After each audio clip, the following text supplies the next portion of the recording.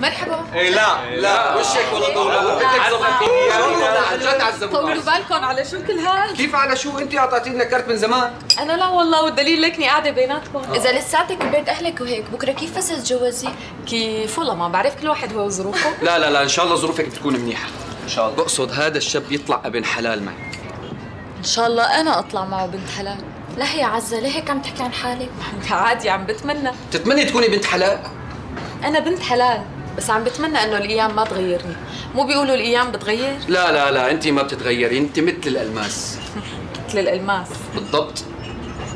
شكرا على المجامله، بس شو بتقصد؟ اني انا نادره؟ الندرة مجرد وحدة من صفات الالماس.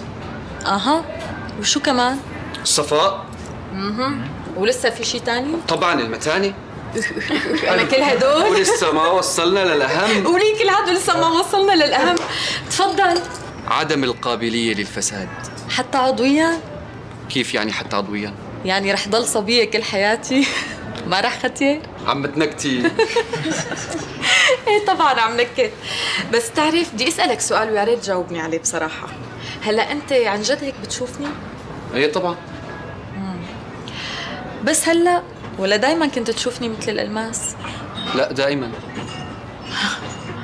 عجيب. شو العجيب بالموضوع؟ ما بعرف ليش دايما كان عندي إحساس إنك هاملني. لهالسبب. لهالسبب شو؟ خلص بلاها سيدي بلاها. لا مو بلاها، لهالسبب شو؟ أنا مصرة أعرف كمالة سؤالك. خلص أنا بسحب السؤال من أصله. لا معناتها بدك تسمح لي جاوبك على هالسؤال اللي ما بعرف ليش مانك مسترجي تسأله.